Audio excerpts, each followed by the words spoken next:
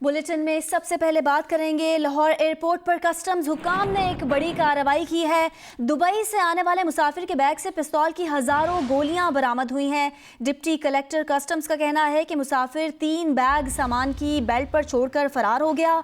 3 bag से मुख्तलिफ किस्म की 4600 गोलियां और 800 खाली खौल निकले हैं। तफसील जानेंगे bureau chief Lahore rice Ansari साहब से। रईस अंसारी साहब, कहिएगा कस्टम्स हुकाम की जानिब से जो बड़ी कार्रवाई की गई है, और ये भी आपसे जानना चाहेंगे कि दुबई एयरपोर्ट से इतनी बड़ी तादाद में हजारों गोलियों का वहां से रवाना होना, ये भी एक सवाली निशान है।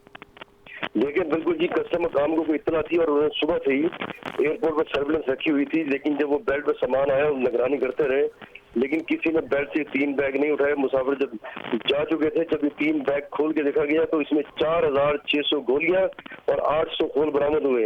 इस बारे में हमारी बात हुई है डिप्टी कलेक्टर कस्टम मौजम थे, उसने बताया कि ये इतनी बड़ी तादाद में गोलियां आज तक कभी नहीं, इसकी तफ्तीश जारी है। और दुनिया में जो बड़े सेफेस्ट एयरपोर्ट है जहाँ सिक्योरिटी के लिहाज से दुबई उनमें पहले 2-3 नंबर में उसका शुमार होता है, लेकिन वहाँ से इतनी बड़ी तादाद में गोलियां जहाज में सवार हो जाना भी एक अचंभे की बात है। लेकिन वो कह रहे हैं कि हम तफ्तीश जारी रखें, हम जल्द ही मुसाफिर की तलाश भी कर लेंगे और उसको जल्द पकड़ लेंगे। जी, मुसाफिर के बारे में तफ्तीश अभी जारी है, जल्द हकायक सामने आ जाएंगे। बहुत शुक्रिया रईस अंसारी, अपडेट कर रहे थे।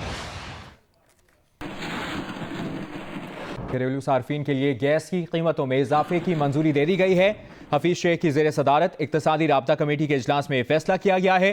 घरेलू सार्फिन के लिए गैस 190% तक महंगी होगी। ज़राए के मुताबिक दीगर तमाम कैटेगरीज के लिए गैस की कीमतों में 31% से ज्यादा इजाफे की मंजूरी भी दे दी गई है। नई कीमतों का इत्तलाक 1 जुलाई से होगा। गैस की कीमतों में इजाफा IMF की शराइत में शामिल था। गैस की कीमतों में इजाफे से हुकूमत को 500 अरब रुपए से ज्यादा रेवेन्यू हासिल होगा। ज़राए के मुताबिक हुकूमत दिसंबर में गैस की कीमतों का दोबारा जायजा लेगी।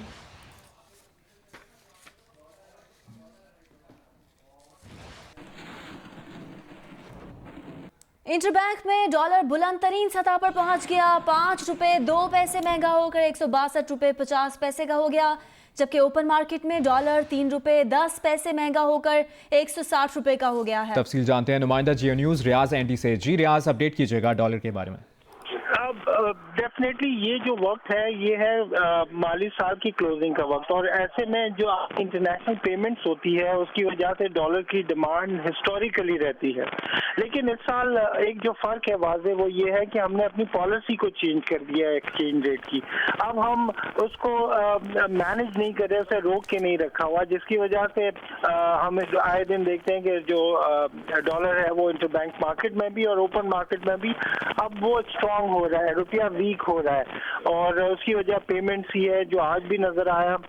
कल जब मार्केट बंद हुई थी तो ये रेट था 156.98 का, 156 रुपए 58 पैसे का डॉलर था, और अभी आखिरी इत्तलात जो आई है मार्केट से वो 162 रुपए 50 पैसे तक डॉलर पहुंच चुका है।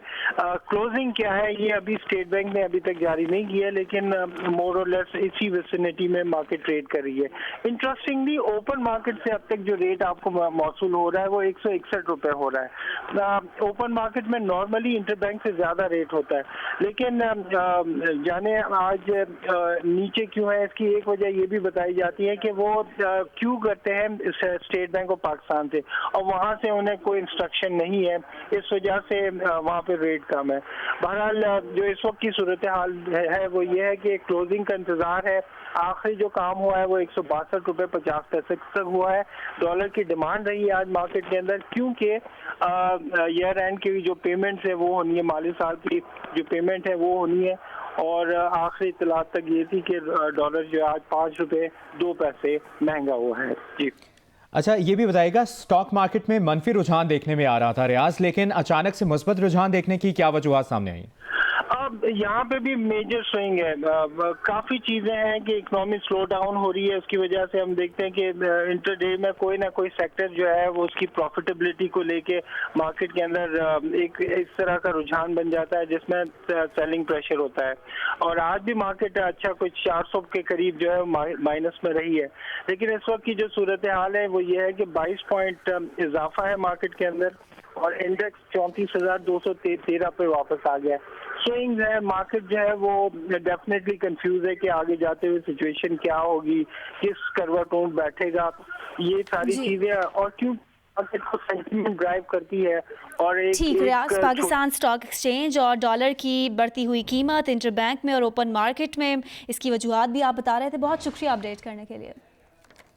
जबकि डॉलर की कीमत में इजाफा और गैस कीमतें बढ़ाने के फैसले पर नून लीग की तर्जुमान मरियम औरंगजेब ने मजम्मत करते हुए कहा है कि डॉलर, गैस और बिजली इसलिए महंगी हो रही है कि इमरान साहब IMF की नौकरी कर रहे हैं। वज़ीर आज़म को मुखातिब करते हुए उन्होंने कहा कि इमरान साहब टीवी देख लें, डॉलर 162 रुपए पर पहुंच गया है। आपको याद कराना था कि आप वज़ीर आज़म हैं। घरेलू सार्फिन के लिए गैस की कीमतों में 190% इजाफा जुल्म है। नून लीग की हुकूमत जाने के बाद से अब तक तनख्वाहदार तबके की तनख्वाहों में 40% कमी आ चुकी है। दूसरी जानिब नून लीग के रहनुमा मोहम्मद जुबैर ने कहा है कि सिर्फ जून में डॉलर की कीमत में 13 रुपये 58 पैसे का इजाफा हुआ है। डॉलर महंगा होने से आइंदा मॉनिटरी पॉलिसी में डिस्काउंट रेट मजीद बढ़ेगा। डिस्काउंट रेट बढ़ने से ताजरों पर दबाव बढ़ेगा। जबकि डॉलर की कदर में इजाफे पर रद्द-ए-अमल देते हुए पीपल्स पार्टी की रहनुमा शेरी रहमान ने कहा कि आज डॉलर मुल्क की तारीख में बुलंद तरीन सतह पर पहुंच गया है। इस हुकूमत की नाअहली की वजह से डॉलर 161 रुपए का हो गया है। बजट पास होने से पहले IMF की शराइत पर अमल हो रहा है। उन्होंने कहा कि एक माह के अंदर डॉलर की कीमत 8 रुपए बढ़ गई है। डॉलर की कीमत बढ़ने से मजमूई तौर पर कर्जों में 1000 अरब रुपए में से जायद इजाफा हुआ है। डॉलर की बढ़ती हुई कीमत से कौन फायदा उठा रहा है, इंक्वायरी की जाए।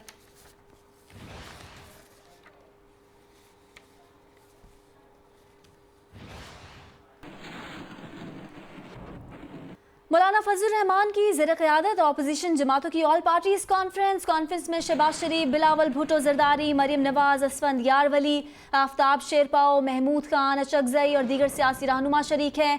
मुख्तलिफ जमातों की तरफ से मुख्तलिफ तजावीज़ दी गई हैं। अहवाल जानेंगे जियो न्यूज़ की नुमाइंदा आमना आमिर से। आमना बताएगा अब तक जो इस ऑल पार्टीज कॉन्फ्रेंस में तजावीज़ पेश की गई हैं, क्या क्या तजावीज़ पेश की गई हैं?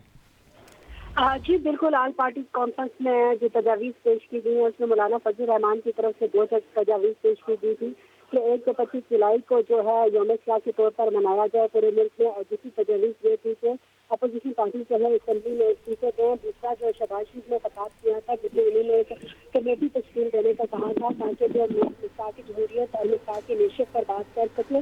अभी तक जो APC का जो पहला इजलास हुआ था, पहला सेशन हुआ था ब्रेक से, प्रेयर ब्रेक से पहले, उसमें जो था असफंद यारवली, मौलाना फजल रहमान, शहबाज शरीफ ने जो थी अपनी तकरीर की थी। और ANP की तरफ से भी तजवीज़ दी गई थी कि जो एहतजाज है, एहतजाज को जो है पंजाब से शुरू किया जाए और जो उसको पंजाब को मरकज बनाया जाए, क्योंकि पंजाब बड़ा सूबा है और वहाँ से पंजाब की शमूलियत लाजमी है। और जो अभी इजलास है जिसमें बिलावल भुट्टो जरदारी वापस गए थे और दोबारा इस वक्त इजलास शुरू हो चुका है, इसका दूसरा सेशन, क्योंकि पीपल्स पार्टी की तरफ से अभी तजावीज़ नहीं आई और जो पहले तजावीज़ थी उन पर गौर हो रहा है। और पीपल्स पार्टी के अभी बिलावल कुछ ही देर बाद बिलावल भुट्टो जरदारी अपनी स्पीच करेंगे जिसमें तजवीज़ देंगे। लेकिन जराए का कहना है कि मौलाना फजल रहमान की जो तजवीज़ है कि इस्तीफे दिए जाए, उस पर से अभी पार्टी मुतफिक होती हुई नजर नहीं आ रही।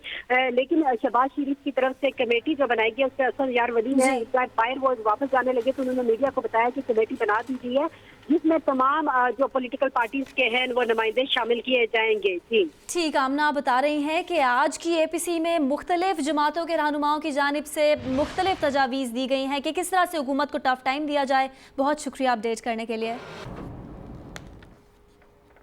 जबकि अपोजिशन की APC पर तबसरा करते हुए वज़ीर आज़म की मुआविन खुसूसी फिरदौस आशिक आवान ने कहा कि अपोजिशन इत्तेहाद BNP मेंगल और जमात इस्लामी को तरफ का पता बनाकर पेश करना चाह रहा था, वो इनके हाथ नहीं आएगा। जियो न्यूज़ से गुफ्तगू में अपोजिशन की तरफ इशारा करते हुए उन्होंने कहा कि इन दिलों में तेल नहीं, इनकी टांगों में जान नहीं, हमें कोई परेशानी नहीं। अपोजिशन की ख्वाहिशात हसरतों में बदल रही हैं, हम सिर्फ अवाम को जवाब दे हैं। पहली बात तो ये है कि इन तिलों में तेल कोई नहीं है और इनमें जान नहीं है, इनकी टांगों में कि ये हुकूमत के खिलाफ तहरीक चलाने के लिए अवाम को मोबिलाइज करें, क्योंकि अवाम इनकी टांगों के अंदर जो जान डालने का ईंधन है वो अवाम है। तो अवाम इनके साथ नहीं है तो इसलिए हमें कोई परेशानी नहीं है। हाँ, हमारी तरजीह क्या होनी चाहिए, बजट पास होना चाहिए, बजट के मुस्बत असरात अवाम तक जाने चाहिए, अवाम की मुश्किलात कम होनी चाहिए, लोगों को रिलीफ मिलना चाहिए और ये सारी हमारी तरजीहात है। और अपोजिशन यकीनन उनकी जो इस वक्त हर हसरत, क्योंकि उनकी इतनी ख्वाहिशात हैं कि वो अब हसरत बनने जा रही हैं, तो ख्वाहिशात को हसरत का रूप बनाने का जो APC के अंदर मुजाहरा होने जा रहा है, वो आप देख लेंगे कि ख्वाहिशातें और हसरतें कैसे आपस में मैच करती हैं। तो मैं पूरी उम्मीद हूँ कि हमारा जो काम है हुकूमत का, वो अवाम को जवाब दें और अवाम के उस मैंडेट के साथ इंसाफ होगा। वज़ीर आज़म इमरान खान से अख्तर मेंगल की सरबराही में BNP वफ़द की मुलाकात हुई है। तर्जुमान का ये बताना है, वज़ीर आज़म का कहना था कि गुज़श्ता 10 माह में जो मुश्किलात सामने आई हैं उनके हल के लिए तरीक़ाकार मुरतब कर लिया गया है। दोनों जमातों के दरमियान तयशुदा मामलात पर मुकम्मल अमल दरामद को यकीनी बनाया जा सके। तर्जुमान वज़ीर आज़म हाउस के मुताबिक मुलाकात में आगा हसन बलोच, मोहम्मद हाशिम, शहनाज बलोच, जहाज़ेब जमालदीनी शामिल हैं। Assalamu alaikum, I'm Huma Amir Shah. And I'm Abdullah Sultan. For more videos and updates, What you have got to do, you have got to click the subscribe button. don't forget to watch Geo News.